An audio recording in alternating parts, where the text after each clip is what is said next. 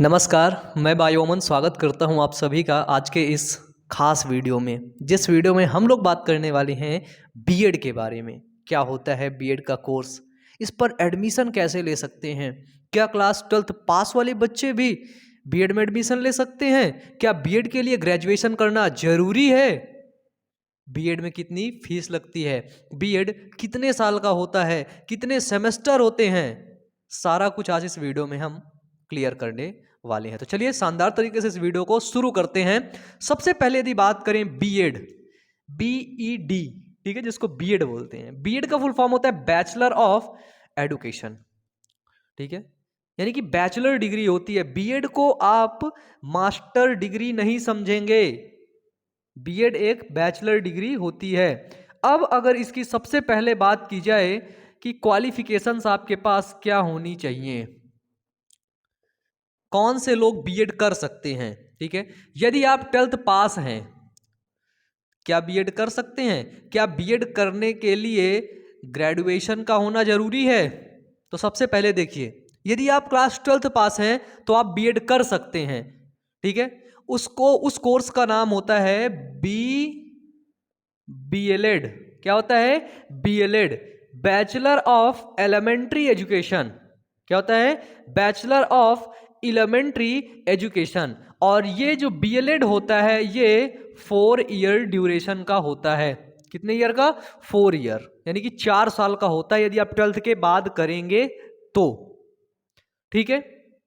क्या है ये? Bachelor of elementary education.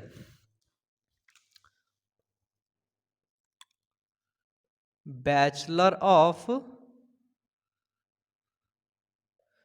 Elementary education, ठीक है। अब देखिए, ग्रेजुएशन के बाद यदि आप क्लास 12th पीसीबी से थे, पीसीएम से थे, कॉमर्स से थे, आर्ट से थे, ठीक है, आपने ग्रेजुएशन, मैं मानता हूं कि आपने बीएससी किया या फिर बीए किया या फिर आपने बीकॉम किया, ठीक है, आपका ग्रेजुएशन कंप्लीट है, ठीक है।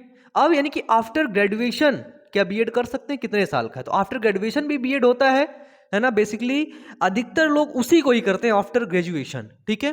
तो क्या होता है, बीएड जब आफ्टर ग्रेजुएशन करेंगे तो वो पड़ेगा आपका 2 ईयर ड्यूरेशन, है ना, यानी कि वो आपका 2 साल का पड़ेगा। कितने साल का? 2 साल का। और ये चीज याद रखना, 2 साल में आपके 4 सेमेस्टर होते हैं। कितने सेमेस्टर? 4 सेमेस्टर, ठीक है। जो सब्जेक्ट आपका ग्रेजुएशन में रहेगा वही सब्जेक्ट आपका 4th सेमेस्टर में रहेगा, ये याद रखना। कॉलेज में पता कर लेना, यदि आप ग्रेजुएशन में बीएससी आप केमिस्ट्री से थे ना, तो आपका 4th सेमेस्टर बीएड में केमिस्ट्री होना चाहिए, ठीक है, साइंस होना चाहिए। ये याद है? कंफर्म हो गया? बताइए, ठीक है। अब बात करते क्वालिफिकेशंस की, तो हमने देख लिया। अब मिनिमम अगर मार्क्स देखे जाएं, है ना, मिनिमम मार्क्स की रिक्वायरमेंट तो 50% मार्क्स होने चाहिए, और इतने सबके होते ही हैं, है ना, जनरली। और हर स्टेट का अलग अलग होता है। अब बात की जाए कि इसमें एडमिशन प्रोसेस कैसा होता है ना, एडमिशन प्रोसेस।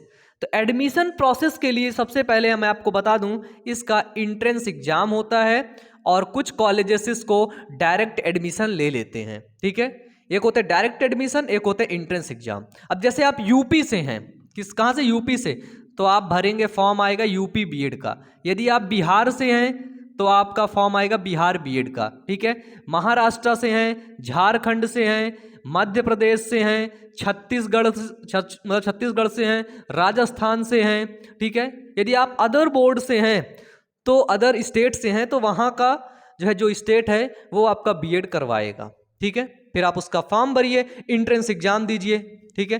एंट्रेंस एग्जाम में 2 सेट होते हैं, पेपर नंबर 1 और पेपर 2, ठीक है। एंट्रेंस एग्जाम का एक वीडियो इसी चैनल पर अपलोड है, आप लोग जाकर के देख सकते हैं क्या क्या सिलेबस उसमें पूछा जाता है, यूपी बीएड का स्पेशली, ठीक है। तो आप एंट्रेंस एग्जाम दे करके डायरेक्टली इसमें एडमिशन ले सकते हैं।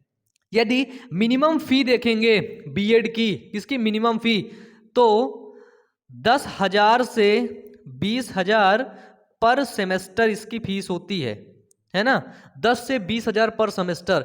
गवर्नमेंट कॉलेज की मैं बात कर रहा हूं। और यदि प्राइवेट कॉलेजेस की बात करेंगे, किसकी? ये गवर्नमेंट कॉलेज का है, ठीक है।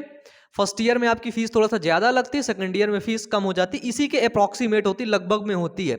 हर कॉलेज की फीस अलग अलग होती है। और प्राइवेट कॉलेज की अगर मैं कंप्लीट बात करूं तो करीब 1 लाख से 2 लाख के बीच में आपका बीएड कंप्लीट होता है। कितने के बीच में? 1 लाख से 2 लाख के बीच में आपका बीएड कंप्लीट होता है, जिसमें 4 सब्जेक्ट होते हैं। फिर आप क्या कर सकते हैं, फिर आप स्कूल में जा, बीएड कंप्लीट होने के बाद, है ना, बैचलर ऑफ एजुकेशन कंप्लीट होने के बाद आप जाकर के स्कूल में पढ़ा सकते हैं, एलिजिबल हो जाते हैं पढ़ाने के लिए। ठीक है, अब देखिए, अब जॉब की बात आएगी सबसे पहले, है ना।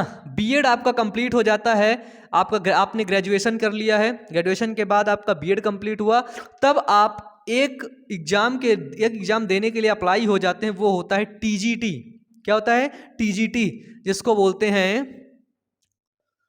Trained graduate teacher. टीजीटी का एग्जाम देने के लिए आप एलिजिबल हो जाते हैं। ठीक है, टीजीटी यानी कि 9-10 हाई स्कूल देने के लिए आप एलिजिबल हो जाते हैं। जो पीजीटी होता है वो 11th और 12th के लिए होता है। अभी टीजीटी और पीजीटी पर भी मैं वीडियो बना के आपको अच्छे तरीके से समझा दूंगा। ठीक है, टीजीटी हो गया। अब देखिए, बीएड करने के बाद आपने बीएड कर लिया, अब आपको गवर्नमेंट जॉब कैसे मिलेगी? अब आपको जॉब चाहिए तो आप प्राइवेट कॉलेजेस में जाकर के भी पढ़ा सकते हैं, और गवर्नमेंट जॉब में जाने के लिए आपको एक एग्जाम क्वालिफाई करना होगा, जिसको बोलते हैं टीईटी, और एक होता है सीटीईटी, है ना। एक होता है टीईटी और दूसरा होता है सीटीईटी, जिसको टेट और सुपर टेट के नाम से जानते हैं। टेट क्या होता है? ये होता है टीचर एलिजिबिलिटी टेस्ट। क्या होता है ये? Teacher eligibility test.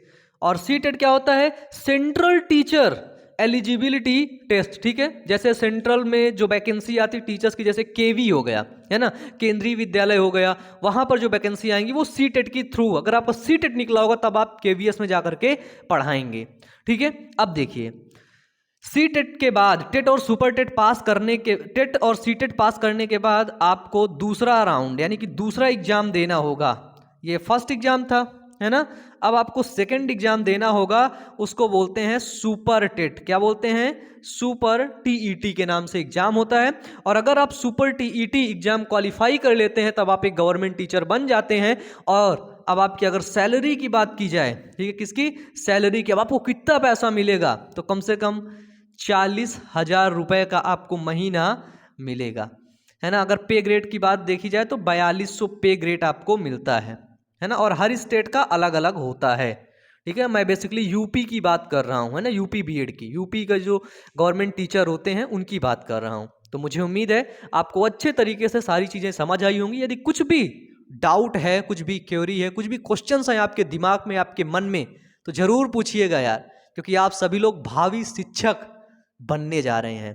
एक चैनल हमारा मेन चैनल है जहां पर मैं आप लोगों को नहीं, क्लास 9 to 12 वाले बच्चों को पढ़ाता हूं, जिस चैनल का नाम है बायो अमन पॉइंट। आप लोग जरूर उस पर विजिट करिएगा, वीडियोस देखिएगा, अपने दोस्तों के पास वीडियोस को जरूर से जरूर शेयर करिएगा। यदि आपको भी पढ़ाना है ऑनलाइन तो आप हमारे साथ जुड़ सकते हैं, नीचे कॉन्टैक्ट नंबर दिया गया है, आप मैसेज करिए, हम आपसे कॉन्टैक्ट करेंगे। तो मिलते हैं नेक्स्ट वीडियो में।